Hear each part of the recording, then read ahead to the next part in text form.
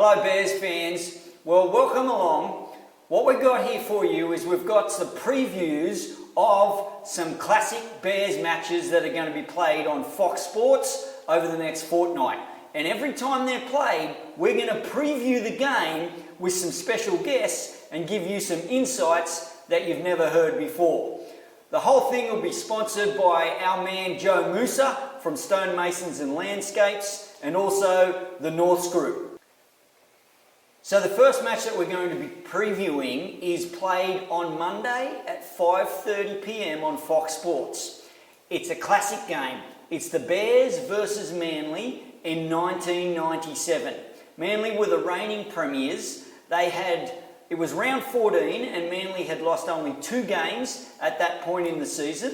They were sitting first on the competition ladder and the Bears were sitting third. What I've got is a couple of guys who played in that game that are going to join me now and we're going to dissect it well and truly. First, to my left is Bears legend Greg Florimo. Welcome, mate. Thanks, JT. Nice to be here. Yeah, great to have you. And on my right is Bears enforcer Josh Stewart. Welcome, mate. Thanks, mate. Good to be here. Good stuff. So let's start with you, Josh. You're a Manly junior. Okay, so how was it when you knew that Manly was the opposition coming up that week? Was it different? Did you prepare differently for a Manly game? Oh, look, mate, playing the front row, you prepare the same way all the time. All you need to know is that you've got to get over the top of your opposition, and what an opposition we had that day. I mean, you look at their pack, it's an international pack. You had Gillespie, some Jimmy Sedaris, Mark Spud Carroll, you had Beaver and Garts in the second round, you had Kosef at lock. What a side. So it was never hard to get up. Yeah, there's a bit more spice there because I come from Manly. I left Manly in 91 after playing a full season with them. And I knew a lot of blokes really well. I was a junior there for a long time. So 92 was the year of the Bears. And I think this game was in 97, so I was sort of 4 or 5 years into playing with the Bears. And all new mates, all great mates. And we were just like a family at the Bears. And this game was one of those games. It was a special game. It was a hard game, like it always was. But it wasn't hard to get up for it, that's for sure. Well, you were awesome. You were awesome in the game, but we'll come back to some of the details. Flo, what about for you? This was a milestone game for you. 250th, so they tell me. So, yeah, a bit significant for me. And as you say, a Manly game, never difficult to get up for. It's one that the fans want to win, obviously, so that's at the back of your mind. And the fact that they were premiers and they were leading the competition, I know our preparation against Manly over the years was pretty specific around Lions and Menzies. They're a pretty lethal attacking team. I thought we handled them pretty well on that day. But, as always, big crowd at North Sydney Oval was easy to get up for. All right, Josh, let's start with some details of your game. As I said, you ripped into it, mate. Right from the start of the game, you just looked like you had a beeline for Mark Carroll, and secondly, every single time you got the ball, you just accelerated into the line at a different level. For me, just remembering that game, is that how you remember it? Look, as I said before, it wasn't hard to get up for a Manly game, and it was even a special occasion because it was Flo's 250th game. So, look, I just love taking on these blokes were playing State of Origin. I just played City Origin that year, and I wanted their spot, and that's part of it. And you can only demonstrate how good you are by taking on those blokes and beating them, and that's what we did. I had good help there with Steve Trendle, and then we had some great reserves come on, Danny Williams and Big Pom, and they're lunatics like myself. Willie Lation was there, I think, too, as well. And that's just the way it was. And look, it was the best game I think I'd played with the Bears. Yeah, right. It's massive that you say that because you want to watch the game and you want to watch there's a highlight like 2 minutes in where you hit Spud and dislodge the ball from his grasp, and then late in the game you actually run over him. Like he goes to tackle you low and you just drop on him and bump him off and keep running. Do you remember that? Oh, look, vaguely, you know. But look, there were always big clashes, and as I mentioned before, mate, international pack, it's not hard to pick yourself up for that and get ready and prepared for it. And I always seen my job as getting over my opposition, and it didn't matter who it was. I mean, back in the day when Ian Roberts was playing, and trying to take him off, he was a mammoth. You mentioned Danny Williams and Brenton Pomeroy, and you said they're all lunatics. You're the lead lunatic, right? No doubt about that, Flo. Lead lunatic here. And as you say, they came off the bench and you were running hard and they ran just as hard. You guys loved playing together, didn't you? Oh, mate, not only were we like similar in stature and the way we played, but we're also good mates. And I think that's why the Bears were so successful in the 90s, because we were all mates. You know, we still keep in contact now. Not many clubs can say they do that. And so those blokes, you could have called us the Rat Pack. I reckon you got to add Willie Lation in there too, because he got his career cut short by knee injuries. But geez, he was a talent. He was tough too. You know?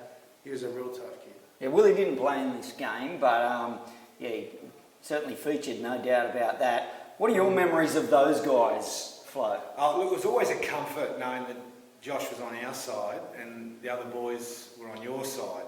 And between, the three of you, they'd make a tackle and then they'd make it again, and the bloke would be the last person to get off the field because they went through with every tackle with just a little bit more, just a little bit more.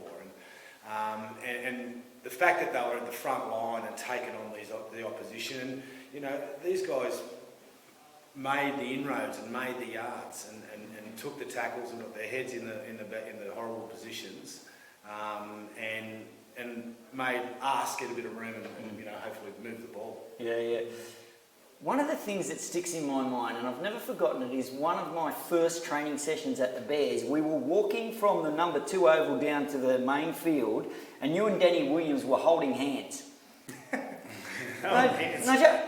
guys were walking along, holding hands and just chatting and laughing, and it was just like, how much do these guys actually like each other?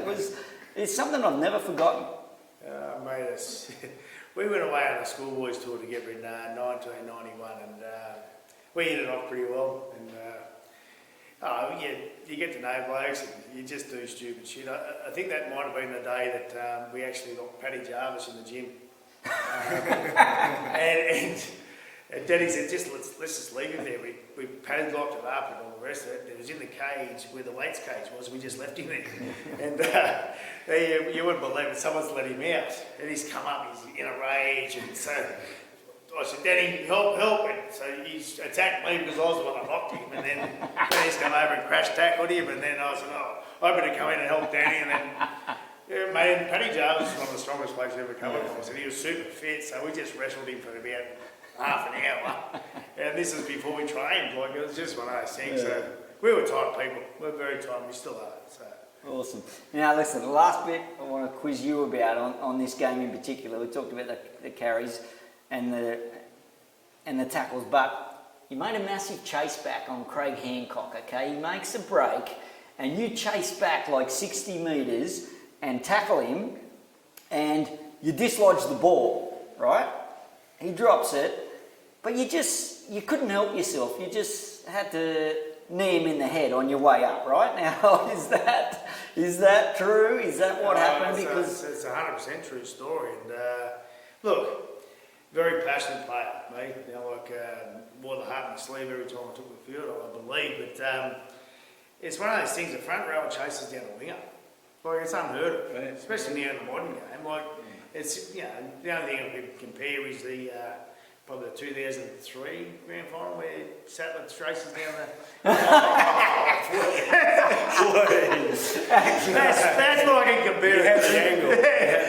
It was really similar because it was the same side of the field. It was a right shot and tackle. Anyway, I was that pumped from doing it, and I knew Hank from my time at Manly, and he's a champion bloke, but. I said, not only I think Hop tried to fight me straight after it. I thought, I'm going to give you one for good measure too. And lucky we probably didn't get set off. I think Mario comments on the game, and he was commentating, and he said, geez, look, Josh Stewart's lucky to not get caution there. Mate, what do you know, Murray? You're the dirtiest bastard. Never short of aggression, though. The ball's up front. No. That's the way you played it. But as I said, like, we're not big in statue, the guys that we talked about. What did you weigh when you played? When I first started, I was 92 kilo. By the time in that game, I was probably 96. Wow. But I was mobile back then. And as I got older, it slowed me down a bit because you got to. I think I finished the career at 108. Yeah, right. Yeah, way less than that now. Your leg speed was really noticeable Amazing. in that game. I think I beat you in a 40-metre sprint. Is that right? That's all. It's the timers. Stop. All right, Flo. Let's dig a little deeper into your game on this day in 1997. Now, the big thing that stands out for me, it's round 14. You ran onto the field that day, not having scored a try. Tell us about that. Well, there's always pressure, isn't there, in training if you haven't scored. It's okay for the front rowers not to score, but for me as a 5'8" and actually a back rower on that day as well, I was pretty happy to get across the line. It wasn't until later on in the game, and I think I got past twos and ran 50 metres and scored under the post, and the fist was in the air, and I did enjoy that one, mate. Yeah. Because you've got to get off the mark, otherwise it's the nerdy run. I did it too many times. Nerdy run. Had you scored? No, Any memories as to whether you'd scored at that I point? don't think I had, mate. Because he was passionate about scoring this try because he was on 0. Yeah, He did. Yeah, had the fist pump. Yeah, Had the fist pump. The fist pump was a bit over the top, but hey. Well, Now, what I want to talk about though is you were named at 5'8" in the game, and you wore the number 6, but you came on and off numerous times, and I'm pretty sure David Hall was playing at 5'8" at some stages in the game, which we know he would have loved. Yeah. What are your memories of where you actually played? I think our team over those few years in the 90s were able to do that, mix and match. We had players who could play centre, who could play 5'8", who could play in the back row, and we did rotate a little bit. And I think I came off twice in that first half, so it must have been unlimited interchange that year. But it must have been for a reason, I guess, the forward shuffle or whatever it was. But I think my second half was in the back row. But, I found myself at first and second receiver as usual. But I think that was the beauty and a real strength of our team at that time. We could have Buettner and Eichen and myself and those sorts of guys slide in and out of positions and Hawley, obviously, and fill the gap. Yeah, it was really noticeable though when you look back at it, how you were all over the place. You were playing like a front rower 1 minute and then supporting like an outside back the next, which is always a big part of how you play the game. Talk about that try, and there were lots of memories from that game. Can you talk to me about the reverse kick? Okay. Okay, I can. Look, just let me set the scene. There was a bit of overhead action earlier in the game. I think JT tackled with the ball, or nearly tackled with the ball on the 6 with the overhead pass. Yep. So we won't let that one go because it's not very The old conventional. oranges. The old oranges. But I think it was last tackle, or it might have been, I think it was last tackle, and we'd gone from left to right, and then it'd come back to the middle. The ball was on the ground. I turned around to pick it up. It was the only option. I knew the defence was near, so up she went over the head. And Craig Hancock had a pretty, easy catch. Let's not give too much away. I 'Cause thought an easy catch. we want people to watch the game, right? Yeah. 5:30 Monday. Okay. We want you to watch the game. You need to see what happens from Flo's reverse kick. It's pretty impressive. Speaking of kicks, even Gary Larson got a repeat set on this game. What was he doing kicking the ball? Well, he's closet kicker. He can kick and he likes to kick. So, thought he could kick. No, Didn't he start in the centres or something? he did. No, Yeah, yeah. he came down from Queensland as a centre. Yeah. Yeah. And his knees sort of slowed him down a bit, and he's in the back row, and what a back rower he was. What a machine. What a machine. Smoke and Tubes, was there a bit of history there? Because they had a bit of fisticuffs in this one. I don't know. Smoker always had that bit of a firecracker element to him, didn't he? And I think in that match, him and Tubby had actually clashed earlier on. So it didn't take much to invite Smoke to throw in a couple of uppercuts, and he took the opportunity. I thought he just sort of stuck his chin out there, and he said, "Right, let's go." One over the top, one underneath, and the fans loved it. I think two's got split again, and it just added to the day, didn't it? No, well, Smoke never needed to get any encouragement to go to a stink, and he was always good to have near me because I used to love a stink, and as part of No, you didn't. No. How many weeks on the sideline? Oh yes, no. 22 I think it is. Who's counting? But no, it was always good to know he was there, and Danny Williams wasn't too far away. Because And then Pomeroy, honestly. It is what it is. It bothers me to think about it. The lunatics that we had in the team and me trying to control you guys. Last bit for you, Flo, is Smoke's game in this match, right? Chris Carolina's game in this match was bloody awesome. Like, just the way he powered onto the ball as a centre, some of the late passes that you and I threw him, he caught them under pressure. He really played well. Such an underrated player. He had the ability to play at lock, play at hooker, play at centre, play at 5'8". He's very versatile. He was a similar player to me. He'd get around the field and get involved, and he was always near the ball, very underrated, and just one of those guys you could depend on to either take that hit up or throw the long ball, which he liked to do. And certainly his defence was cutting as well. He was an all-rounder. His defence actually, because I did see some snippets of this game recently, and his defence was unbelievable. He never missed a tackle. He was strong. He was up against bigger blokes, and because Smoke wasn't a big man, he'd be lucky to be 85 kilo when he was playing. And as you said, never let anyone down. No. And underrated. Like him and Nigel Roy. Nigel Roy was next level too. He did. How strong Yeah, he Nigel was. had a good game. Yeah, a good game. It was unbelievable. So let's talk about post-match, Flo. 250th, so a little bit of celebrating to be done regardless of the score. A little bit of celebrating, JT. I think during that time of our career, we were all enjoying our wins and getting out and getting amongst it with the crowd. That particular day, 14,000 in the crowd. We all went back up to the bowling club, which is now the Greens. We sang the team song. I remember everyone in the club joining in to sing the song, and then back to North for a few more celebratory drinks. So, and the fans are so engaged at that time, aren't they? Because you've beaten Manly, they want to know why, they want to know how you feel and how good it feels. So yeah, that's really nice to be a part of. It's a special time, isn't it? And because we were such a close-knit group and team, and that's probably why we played with so much passion like we did. And then Kicking on after a game and you makes me shudder. Because, you're a lovely guy and everyone loves you, but not too many beers in, oh, mate, that lunatic comes It out. changes. one policy: you play hard, you party harder. You know what I mean? So that's the way we were. It's just when you're amongst what I call family, you guys, you can let your hair down, and I did plenty of that, and I definitely had a good time there, and I probably drank a bit too much, but that's the way it was. And drinking with the boys, it was just unreal. I enjoyed every minute of it. So, well, I reckon we played the best era too, to be honest, because there's no phones and no cameras, and a lot of stuff went under the carpet. I mean, I should be in jail, but that's another story. But, we always had a good time after a game. I spend a lot of nights keeping you out of jail, I'm sure of that.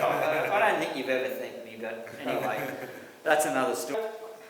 Firstly, reminder, watch the game, okay? It's Monday, 5:30 p.m. It's a ripper of a match. And we were brought to you by stonemasons and landscapers, also the Norse group. The boys talked about getting to Norse Leagues and having a beer, and it's still great to do that today. Enjoy the match. It's a ripper.